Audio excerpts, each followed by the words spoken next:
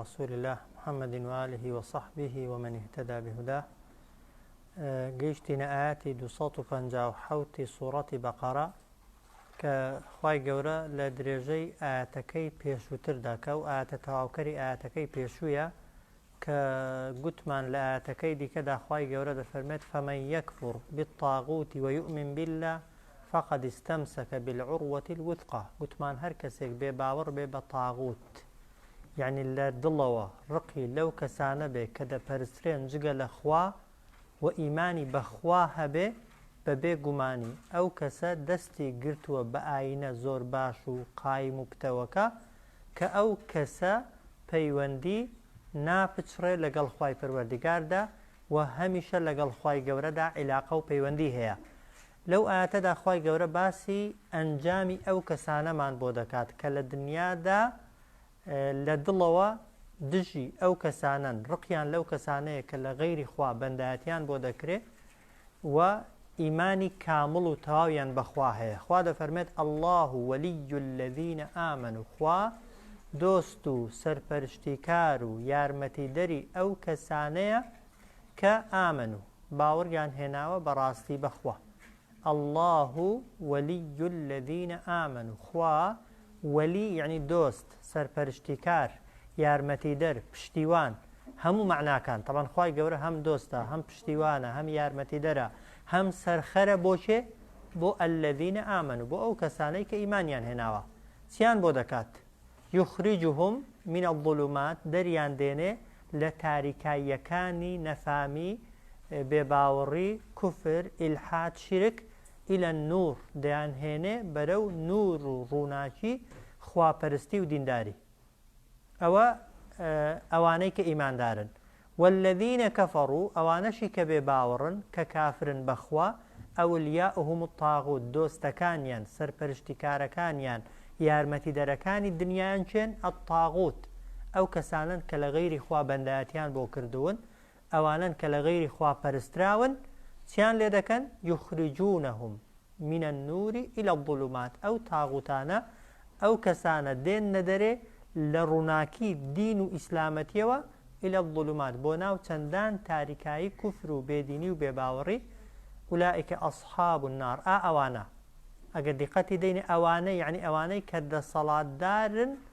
خەڵکیان بێباوەڕ کردووە و ئەوانەشی کە بێباوەڕ بوون بێدەسەڵاتەکانن بەیەکەوە ئەصحاب النار، دەبنە هاوڕێی ئاگر. یعنی تاغوت ئەوەی کە دەپەرسترێ لە غەیری خوای گەورە ئەنجامەکەی ئاگرە، ئەو کەسیشی کە تاغوتی پەرستووە کە بە دوای تاغوتی کەوتووە ئەنجامەکەی هەر ناو ئاگرە. ئولائیکە هم فیها خالدون، و ئەوان بە هەمیشەیی و بە هەتاهەتایی لە ناو ئاگردا دەمێننەوە. الله وەلیی الذین ئامنوا، خوا دۆست و سەرپەرشتیکار و یارمەتەدەری ئەو کەسانەی کە ئیمانیان هێناوە. چیان بۆ دەکا خوا؟ یخریجوهم من الظلمات إلى النور، دەیان هێنێتە دەرێ لە ناو چەندان تاریکایی بۆ ناو ڕووناکی خوا. طبعا ئەوە لە دنیادا. ئەی لە قیامەتێ؟ لە قیامەتش خوای گەورە دەیان هێنێتە دەرێ لە تاریکاییەکانی ڕۆژی مەحشەر، دەشتی مەحشەر، و ئەو تاریکاییە سەختەی کە باڵی کێشاوە بەسەر هەموو خەڵکیدا. خوای گەورە ئەوانەی کە ئیماندارن لەو تاریکاییانە دەیان هێنێتە دەرێ بەرەو نورێک دەیان با کە نورەکە بریتیە لە ئەنجامی یا لەو چرایی کە ئینسان پێی دەگا بە بەهەشت و بە ڕەزامەندی خوای گەورە، کە دیارە ئاگر و دەشتی مەحشەر بۆ ئینسانی کافر یەک پارچە ڕەشایی و تاریکیە، بەڵام ئیمانداران کە نوریان پێ و دەگەنە باشتێ بەهشتیش یەک پارچە نورە. والذین کەفەڕوا ئەولیاؤهم الطاغوت، ئەوانەی کە بێ باوەڕیشن دۆست و سەرپەرشتیکارەکانیان تەنها ئەو کەسانن کە دەسەڵاتدار و پەرستنیان بۆ کراوە جگە لە خوا. ئەو دەسەڵاتدارانە چ بۆ شوێن کەوتوانیان دەکەن؟ چیان پێ دەکرێت بۆ شوێن کەوتوانیان؟ یخریجونهم من النور، دەیان هێنە دەرێ لە تاریکایی دین ئیسلامەتی إلى الظلمات، بەرەو تاریکاییەکان دەیان بن، لە ڕووناکی دەیان هێنە دەر بەرەو تاریکاییەکان دەیان بن. ئەڵام ئولائیکە ئەصحاب النار، ئەوانە هاوڕێی ئاگرن، هم فیها خالدون، هەمووش بەیەکەوە لە ئاگردا دەمێننەوە بە هەمیشەیی. ئەگەر دیقەتی ئاەتەکەی دەین، طبعا بۆ دنیا و بۆ قیامەتێ ئینسان ئەگەر ئیماندار بێ خوا وەلیەتی خوا دۆستێتی لە دنیادا تەبەن هیچ شتێک ئینسان دەستی ناکەوێت بەبێ خوا بۆیە ئەگەر ئیمانی کامڵت بەخوا هەبوو دۆستایەتی خوات سەرپەرشتیکاریەتی خوات یارمەتی خوات بۆ خۆت مسۆگەر کردووە خوا چی بە مەسلحەت و بە باش بزانێت بۆ تۆ بۆتی دەکا و لە قیامەتش بە هەمان شێوە خوای گەورە هەر دۆستت دەبێ هەر وەلیت دەبێ لە هەموو تنگانە و ناڕەحەتی و تاریکاییەکانی قەبر و گۆڕ و قیامەت و پردی سیرات ڕزگارت دەکا بەرەو نور و ڕووناکی بەهەشتت دەبا و ئەوەشی کە تاغوتی پەرستوە یا کە تاغوت تەپەرستێ تاغوتەکان لە دنیادا دەبنە سەرپەرشتیکاری کە دەسەڵاتی ڕوح و گیانی خۆشیان نییە تاغوتەکان ئەوەی هەیانەی خوایە ئەوجار سەرپەرشتی کەسێکی بێباوەڕ تاغوتەکانن کە ئەو تاغوتە لە دنیاشدا دەبێتە سەرپەرشتیکاری لە قیامەتێش نە لە دنیادا هیچی پێدەکرێت بۆت بکە لە نەخۆشی ڕزگارت کە لە فەقیری ڕزگارت کە لە مردن ڕزگارت کە هیچ سێک لەوانەی بەدەست نییە و لە قیامەتێش بۆ خۆی لە تۆ حاڵی خراپترە بۆ خۆی لە تاریکاییەکاندایە هیچ کاتێک ناتوانێت کەسی شوێن کەوتوی خۆی لە تاریکایی ڕزگارکە ئەوە یەک ملاحەزەیەکی کە تەبەن خوای گەورە کە باسی تاریکاییەکان دەکات ئەڵێ ظولومات تاریکاییەکان کە باسی ئیسلام دەکا بە تاک دەیهێنێ بە نور دەیهێنێ یعنی ئێمە یەک دینمان هەیە کە مەسەلەی عەقیدە و بیر و باوەڕی دروستە ئینسان دەگەێنێتە بەهەشت بەڵام ئەو ڕێگانەی کە ئینسان دەبەنە جەهەنەمێ هەزارانن شەیطان ئامانجی کافرکردنە جا خەڵکی هەیە کاتی خۆی بە پەرستنی پێغەمبەرانی کافر کردووە هەیە بە پەرستنی شەیطان کافر بووە هەیە بە پەرستنی دارێک بەردێک ستەمکارێک دەسەڵاتدارێک بێ باوەڕ بووە بۆیە لای شەیطان و دار و دەستەکانی شەیطان گرنگ ئەوەیە ئەتۆ بخاتە جەهەنەمێ جا بەچی دەچیە جەهەنەمێ و چۆن دەتخاتە جەهەنەمێ بەلایەوە گرنگ نییە ئاەتی دووەم خوا دەفەرمێت ئەلەم تەڕە إلى الذي حاج إبراهيم ألم ترى سرنجت نداوە لەو کەسە ئەی محەممەد صلى الله عليه وسلم ورد نەبوویەوە لە بەسەرهاتی ئەو کەسەی إلى الذي ئەو کەسەی حاجە یعنی دمەتەقێ و مناقەشەی کرد ئیبراهیمە لەگەڵ ئیبراهیم پێغەمبەردا سەلامی خوای لەسەر بێ فی ڕەبیه سەبارەت بە بوونی پەروەردیگاری سەبارەت بە دەسەڵاتی پەروەردیگاری لە سەردەمی ئیبراهیم پێغەمبەردا مەلیکێک هەبووە تەبەن ناوی نەمرود یا نەمرود بووە کە یەکێک بووە لە کەسە خۆ بە گەورەزان و بە خوازانەکان و لەگەڵ ئیبراهیم پێغەمبەردا سەلامی خوای لەسەر بێ لێک سەردەمدا ژیاون و ئیبراهیم پێغەمبەر سەلامی خوای لەسەر بێ کە هاتووە لەگەڵ ئەو نەمرودەدا کە خۆی بە خوازانی وە ڕوبەڕوو بۆتەوە کاتێک کە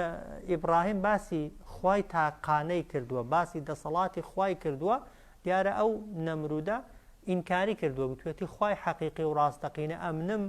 و ئەو خوای کە تۆ باوڕت پێیەتی ئەی ئیبراهیم وەرە ئەگەر هەیە وەصفی خوایەکەی خۆتم بۆ بکە پێناسەی خوایەکەتم بۆ بکە بزانە دەسەڵاتی من یا دەسەڵاتی خوایەکەی تۆ زۆرترە جا خوای گەورە بە پێغەمبەر دەفەرمێ صلی الله عليه وسلم ئەلەم تەڕە معنای لۆغەویەکەی یعنی نەدیوە بەڵام خۆ پێغەمبەر لەو سەردەمەیدا نەژیاوە یعنی نەتزانیوە پێت نەگەیشتووە دەنگ و باسی بەسەرهاتی إلى الذي ئەو کەسەی کە حاجە ئیبراهیمە کە دمەتەقێ و مناقەشەی کرد لەگەڵ ئیبراهیمدا فی ڕەبیه سەبارەت بە پەروەردیگاری بۆچی مناقەشەی دەکرد لەگەڵ ئیبراهیمدا لەسەر خوا لەسەر پەروەردیگار ئەن ئاتاه الله الملک لەبەر ئەوەی خوای گەورە پێیدا بوو پێی بەخشی بوو الملکە دەسەڵات کە نەمرود یەکێک بووە لە مەلیکە گەورەکان تەوان لە دنیادا 4 کەس هەبوون کە دەسەڵاتیان زۆر بووە دویان بێ باوەڕ بوون نەمرود و بیختەنسەر کە لە ئاەتەکەی دیکەدا باسی دەکا دوو مەلیکی مسلمانیش کە سلەیمان پێغەمبەر لەگەڵ ذیلقەرنەین ئەوەی لە سوورەتی کەهفدا باسی دەکا ئەو نەمرودە لەبەر دەسەڵاتە زۆرەکەی کە خوا دەسەڵاتەکەشی پێدا بوو لە خۆ بایی بوو خۆی بەخوا دەزانی و پێی وابوو خوای گەورە و خوای دەسەڵاتدار بەس خۆیەتی و هەرچی بیەوێ دەیکا و کەس ناتوانێت پێشی پێ بگرێ کەوتە مناقەشە و گفتوگۆ لەگەڵ ئیبراهیمدا جا خوای گەورە بەسەرهاتەکەی بۆ ئێمە دەجێڕێتەوە دەفەرمێت ئەلەم تەڕە إلى الذي حاجە ئیبراهیمە فی ڕەبی سرنجی ئەو کەسەت نەدا کە مناقەشە و دم بەدمەی کرد لەگەڵ ئیبراهیمدا سەبارەت بە پەروەردیگاری ئەن ئاتاه الله الملک لەبەر ئەوەی خوای گەورە پێیدا بوو دەسەڵات و خاوەنداریەتی زۆر شت إذ قال ئیبراهیم و کاتێک کە ئیبراهیم فەرمووی کە نەمرود لی دەپرسێ خوای تۆ کێیە دەسەڵاتی خوای تۆ چۆنە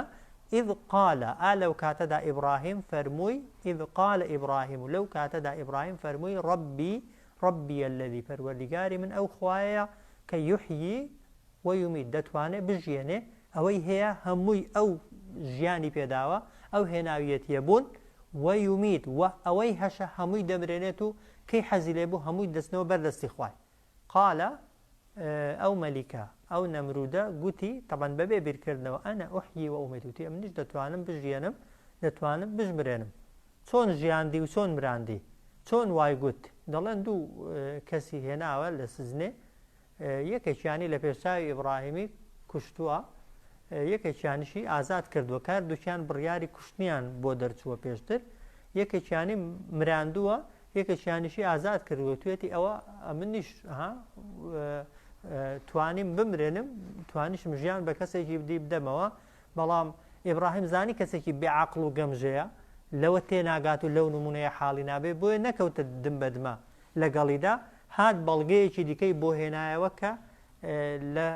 بەرامبەر خەڵکیدا تووشی بێ قسەی بێت و دەستەوەستان بێ بۆیە قالە ئەنە ئوحی وتی ئەم نیش دەتوانم بژێنم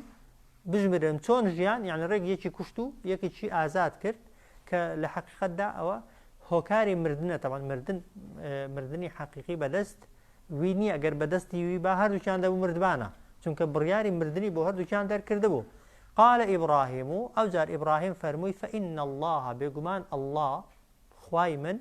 یەئتی بالشەمس من المەشرق ڕۆژێ لە ڕۆژ هەڵاتەوە دێنێتە دەرێ هەموو ڕۆژێکی فەئتی بها دەیتۆ بیهێنە بۆ جارێکیش بێ من المەغریب ڕۆژێ لە ڕۆژ ئاواوە دەربێنە بۆمان چی کرد فبوهت الذي يعني دمكوت بيقصبو الذي كفر أو كسيك بباور بو فبهت الذي دمكوت بيقصى قسي بينما الذي كفر أويك بباور بو والله لا يهدي القوم الظالمين خواي قورا رينموني أو كسانناك كاستمكارو لفرماني خواي قورا درجو واضحة معنى آياتك أيوانيا ألم تر إلى الذي حاج إبراهيم في ربه آية سرنجي بسرهاتي أو كسد ندى أي محمد صلى الله عليه وسلم كمناقشي كرت لەگەڵ ئیبراهیم دا سەبارەت بە خوای ئیبراهیم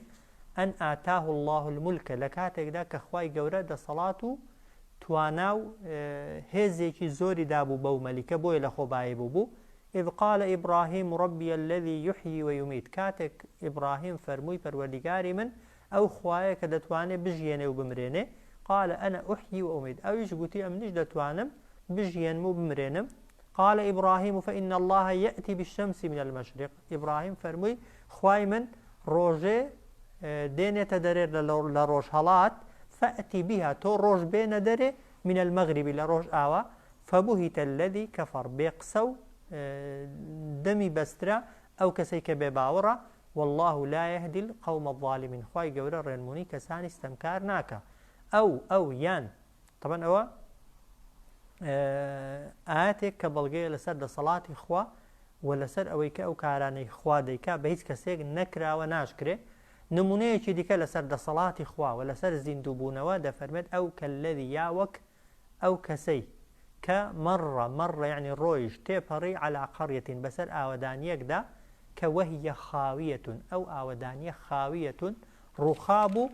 عەلا عوروشیها بەسەر دیوارەکانیدا جا یان سەقفەکە بەسەر دیوارەکاندا ڕووخابوو هەندێکیش دەفەرمون ئاوەدانیەکە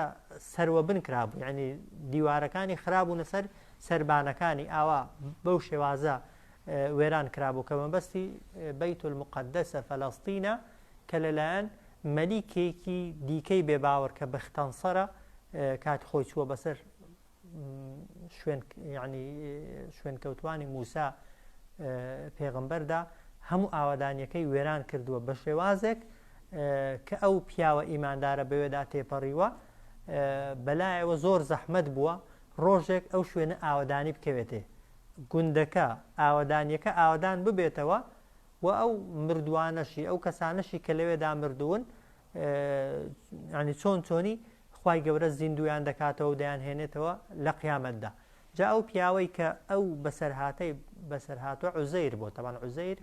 هەندێک لە خەڵکی دەڵێن پێغەمبەر بووە بەڵام نا عوزەیر پێغەمبەر نییە پیاوچاکێکە دوای موسا هاتووە شوێنکەوتەی موسای بووە کاتێک کە بە سواری گوێ درێژێکەوە تەوان بەلای ئەو ئاوەدانیەدا تێدەپەڕێ سەیری ئاوەدانیەکەی دەکات بەو شێوازەیە وێران بووە و ئەو هەموو ساڵانە بەسەریدا تێپەڕیون سەری سوڕ دەمێنێ لە دەسەڵاتی خوا یەقینی هەیە کە خوا ئەو خەڵکەی لەوێ مردووە هەمووی زیندوو دەکاتەوە بەڵام بەلایەوە جێگای سەرسوڕمانە چۆنیەتی زیندووبوونەوەی ئەو خەڵکە چۆنە هەندێکی دەفەرمون مەبەستی لە زیندووبوونەوەی ئینسانەکان نەبووە کە سەری لە زیندووبوونەوەی زانیویەتی لە قیامەتێدا خی گەورە ئاسان دەتوانێت ئینسانەکان زیندوو کاتەوە دەفەرمون مەبەستی ئاوەدانیەکەیە ئاوەدانیەکە بە شێوازێک خراپ بووە بەلایەوە سیر بۆ چۆن دەکرێت ئینسان بتوانێت ڕۆژێکی دیکە ئاوەدانی بخاتەوە ئەو شوێنەی کە بەو شێوازە خراکراوە جا دەفەرمێت ئەو کەللەذی یان نمونەی ئەو کەسەی کە ڕۆیشت على قەڕیەة بەسەر ئاوەدانیەکدا کە وەهیە خاویەة على عروشها کە ئەو ئاوەدانیە وێران کرابوو ڕووخابوو بەسەر یەکتریدا یعنی دار و بەرد و سەقف و ئەوەکانی هەمووی کەوت بەسەر یەک قالە ئەو پیاوە چاکە کە عوزەیرە فەرمووی ئەنا یحیی هذه الله چۆن خوای گەورە ئەو ئاوەدانیە زیندوو دەکاتەوە یان چۆن خوای گەورە خەڵکی ئەو ئاوەدانیە زیندوو دەکاتەوە بعد مەوتیها دوای ئەوەی کە ئاوەدانیەکە وێران بووە یان خەڵکەکەی مردووە هەردوو تەفسیرەکەی هەن حاڵێن ئەنا یحیی هذه الله بعد مەوتیها ئەگەر مەبەستی ئاوەدانیەکە بێ دەبێ ئاوا تەفسیریکەین بڵێن چۆن خوای گەورە ئەو ئاوەدانیە ئاوەدان دەکاتەوە چاک دەکاتەوە دوای ئەوەی کە بەو شێوازە وێران بووە ئەگەر مەبەستی خەڵکەکە بێت دەڵێ دەبێ بڵێن خوای گەورە چۆن خەڵکی مردووی ئەو ئاوەدانیە زیندوو دەکاتەوە دوای ئەوەی کە هەمویان مردوون خوای گەورە بۆی بە عەمەلی تێیگەێنێتی لێ کرد دەرسێکی عەمەلی فێری ئەویش شوێن یعنی ئەوانەشی کرد کە تا قیامەتە ئیمانیان بە زیندووبوونەوە نییە یا ئیمانیان زەعیفە فەئەماتەه الله خوای گەورە ئەو پیاوەی لە شوێنی خۆی هەر لەو ئاوەدانیەی مراند 100 عام 100 ساڵ فەئەماتەه الله خوای گەورە ئەو پیاوەی مراند لە ئەو ئاوەدانیە و لەو شوێنەدا 100 ساڵ ثم بعث پاش 100 ساڵ خوای گەورە زیندوی کردەوە طبعا ئیمان بوونی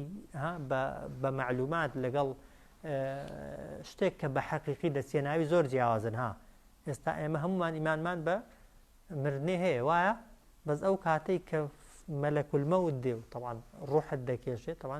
ئیمانی ئەو کاتی لەگەڵ ئێستا زۆر جیاوازە ئەو کاتی ئەوەی ملحیدیشە کە نەتیجەی خۆی دەبینی هەر ئیمان دێنێ وایە کە دەچیە قەبر ئیمانەکە تۆزێکیکە بە قووەتریش دەبێ چونکە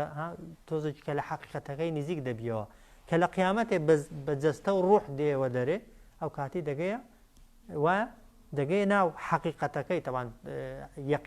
یەقینی زیاترت پەیدا دەبێ ئەو کاتێک کە ئینسان دەچێتە بەهەشتێ طبعا هەرزار جار وەصفی بەهەشتێت بۆ کرابێ وەکو ئەوەی نییە کە بۆ خۆت دەچێ ناوی و دەیبینی و تامی دەکەی و بۆنی دەکەی و ئەوەی دەچێتە ئاگریش بە هەمان شێوە بۆیە دەفەرمێت ئەو پیاوە خوای گەورە لە شوێنی خۆی مراندی 100 ساڵ ئەو جار زیندوی کردەوە قالە خوای گەورە پێی فەرموو کەم لەبیست چەند ماویتەوە لێرە بە پیاوەکەی گوت قالە لەبیست یەومەن ماومەتەوە لێرە ڕۆژێک ئەو یان بەعض یەوم نەک چەند ڕۆژێک یعنی کەمتر لە ڕۆژێک بەشێک لە ڕۆژێکی یعنی دەڵێن کە پرسیارەکەی بە مێشکی داهاتووە بەیانی بووە ئەو کاتێک کە خوا زیندوی کردەوەتەوە ئێوارە بووە کە سەیری خۆری کردووە خەریکە خۆر ئاوا دەبێ وەی زانی و هەمان ئەو ڕۆژەیە ئەو ڕۆژەی کە بەیانی لەوێ بووە وەی زانیوە خەوی لێکەوتووە هەمان ڕۆژ ئێوارەکەیە کە بە خەبەری دەبێتەوە بۆیە دەڵێ لەبیست یەومەن ماومەتەوە لێرە ڕۆژێک ئەو بەعض یەومی نا کەمتر لە ڕۆژێکیش قالە خوای گەورە پێی دەفەرمێ بەل یعنی نەخێر وانە نە ڕۆژێکە و نە نیوە ڕۆژێکیشە لەبیستە 100 عام تۆ لێرە ماویتەوە 100 ساڵ چۆن قەناعەت کا کە 100 ساڵ لەوێ بووە فەرمووی فەنظر إلى طعامك سەیری خواردنەکەت کە وەشەرابیکە سەیری خواردنەوەکەت کە لەم یەتەسەنە ئەویان هیچیان تێک نەچوون تەوە سێ خواردنی پێ بووە هەنجیر دەفەرمون ترێ شیر هەر سێ خواردنەکە زوو تێک دەچنیا درەنگ هەر سێ خواردنەکە لەو خواردنانە ئەنجا لە قودسیش تەوان لەو شوێنە گەرمەی هەر سێ خواردنەکە سروشتیان وایە تەبیعەتیان وایە زوو تێک دەچنا مەسەلەن ترێدانێ دەبێتە مادەیەکی سەرخۆشکەر زۆبی هێڵیەوە شیر چەند ئەوەیەکی لە بەرتاوێ ڕایگرە هەڵدەچێت بەڵام بەدەسەڵاتی خوای گەورە بۆی ئیمان بەدەسەڵاتی بێسنووری خوا بێنێ 100 دانە ساڵی ڕێک ئەو خواردن و خواردنەوانە لە شوێنی خۆی کە دەبوا زوو تێکسن بەڵام بە ئەمری خوای گەورە هیچی تێک نەچوو فانظر إلى طعامك وشرابك لم يتسنى سەیری خواردن و خواردنەوەکەت کە هیچی تێک نەچوو وانظر إلى حمارك سەیری گوێ درێژەکەشت کە گوێ درێژ تەمەنی زۆرە ئێسکیشی قایمن وایە وانظر إلى حمارك سەیری گوێ درێژەکەشت کە دیارە کە سەیری گوێ درێژەکەی کردو هەمووی بۆتە ئێسقانێکی ڕزی و پزی و بەس ئێسقانەکانی بە لێکترکراوەی لەوێ کەوتون وەلی نەجعلەکە ئایەتەن للناس خوای گەورە دەفەرمی ئەو کارەمان کرد تا تۆ بکەینە بەڵگە و نیشانە بۆ خەڵکی وەلی نەجعلەکە بۆی تۆ بجێڕین بە ئایە بە نیشانە و بەڵگە لەسەر زیندوو بوونەوە بۆچێ و لەسەر دەسەڵاتی بێسنووری خوای گەورە بۆ خەڵکی اینجا فەرمووی وەنظر تەمەن ئاگای لە خۆی نەبووە چۆن زیندوو دەبێتەوە بەڵام سەیری گوێ درێژەکەت کە بۆی بزانی بۆ خۆشە چۆن زیندوو دەبیەوە یا لە قیامەتی خوای گەورە مردووان چۆن زیندوو دەکاتەوە وەنظر إلى العظام سەیری ئەو ئێسقانەکە ئەو ئێسقانانەی کە لەبەر چاوتن كيف ننشزها خوای گەورە چۆنیان بەیەکەوە دەنووسێنێتەوە لە پێشچاوی تۆ ئێسقانەکان بەیەکەوە دەنووسێنێتەوە و دەیان خاتەوە سەر یەک ثم نكسوها پاشان بەبەر ئێسقانەکانی دەکەینەوە لەحمە گۆشتی دەخەینەوە سەرێ وازحە ڕێک لە پێشچاوی تەبان ئێسقانەکان دروست بوونەوە ئەو جار کە دروست بوونەوە ڕێک ئێسقانەکان کەوتنە سەر یەک هەیکەلی یعنی گوێ درێژەکەی دروست بوو ئەو جار گۆشتی گوێ درێژەکەی کە لەگەڵ گڵتێک هەڵبوو بوو ڕێک گڵەکە بووە بە گۆشت و گۆشتەکە وەبەر گوێ درێژەکەی داکرایەوە گوێ درێژەکە بە هەمان ڕنگ و بە هەمان شکڵ و بە هەمان تەبیعەت و بە هەمان تەمەن لەبەر دەمی عوزەیر پیاوچاکدا حازر و ئامادە بوویەوە فەلەمما تەبەیەنە کاتێک بۆی ڕوون بوویەوە فەلەمما تەبەیەنە لەهو کاتێک ئەوەی بۆ ڕوون بوویەوە یعنی یەقینی پەیدا کرد کە بۆ خۆی 100 ساڵە مردووە خوا زیندوی کردوتەوە خواردن و خواردنەوەکانی 100 ساڵە لەوێن بەدەسەڵاتی خوای گەورە تێک نەچوون گوێ درێژەکەی لە پێشچاوی تێگەیشت خوا لە قیامەتێ چۆن مردووەکان زیندوو دەکاتەوە فەلەمما تەبەیەنە لەو کاتێک بۆی ڕوون بوویەوە قال ئەعلەم فەرمووی ئێستا چاکتر دەزانم لە پێشوو نەک ئێستا چاکتر دەزانم یەقینم زۆرتر پەیدا بووە أن الله على كل شيء قدير کە بە بێگومانی خوای گەورە بەسەر هەموو شتێکدا زۆر بەتوانایە ئەگەر سەریعی سەیری ئاەتەکەی کەینەوە ئەو کەلەذی مەڕ على قەڕیەة یان وەکو بەسەرهاتی ئەو کەسەی یا سەرنجت نەداوە لە بەسەرهاتی ئەو کەسەی کە مەڕ على قەڕیەة ڕۆیشت بەسەر ئاوەدانیەکدا کە وهي خاویة على عروشها کە ئەو ئاوەدانیە ڕووخا بوو بەسەر دار و بەردەکانیدا قال أنا يحيي هذه الله بعد موتها أو پیاوچاکە فەرمووی چۆن خوای گەورە خەڵکی ئەو ئاوەدانیە زیندوو دەکاتەوە یان خوای گەورە ئەو ئاوەدانیە کە وێران بووە چۆن ئاوەدانی دەکاتەوە جارێکی دیکە فأماته الله 100 عام خوای گەورە ئەو پیاوچاکەی لەوێ مران 100 ساڵ ثم بعثه پاشان زیندوی کردەوە قال كم لبثت خوای گەورە لێی پرسی چەند ماویتەوە قال لبثت يوما أو بعض يوم فەرمووی ماومەتەوە لێرە ڕۆژێک یان کەمتر لە ڕۆژێک قال بل لبثت 100 عام خوای گەورە فەرمووی تۆ لێرە ماویتەوە 100 ساڵ فانظر إلى طعامك سەیری خواردنەکەت کە وشرابك خواردنەوەکەت تەماشاکە لەم يتسنە هیچی تێک نەچوو وانظر إلى حمارك سەیری گوێ درێژەکەشت کە چی لێ هاتووە ولنجعلك آية للناس بۆ ئەوەی بتکەین بە بەڵگەی زیندوو بوونەوە بۆ خەڵکی بۆی ئەوەمان لەگەڵ کردی ئاگاد لێبێ نەک بۆی ڕقمان لێت بەیان سزامان دابی وانظر إلى العظام سەیری ئێسقانی گوێ درێژەکەت کە كيف ننشزها چۆن بەیەکەوە دەیان نووسێنینەوە و دەیان خەینەوە سەر یەک ئێسقانەکان ثم نكسوها لحمە پاشان چۆن بەبەر ئێسقانەکانی دەکەینەوە گۆشت فەلەمما تەبەیەنە لەو کاتێک بۆی ڕوون بوویەوە ئەو شێوەی دروستبوونەوەی دروستکراوەکان قال أعلم فەرمووی ئێستا چاکتر دەزانم أن الله على كل شيء قدير بێگومان خوای گەورە بەسەر هەموو شتێکدا زۆر بەتوانایە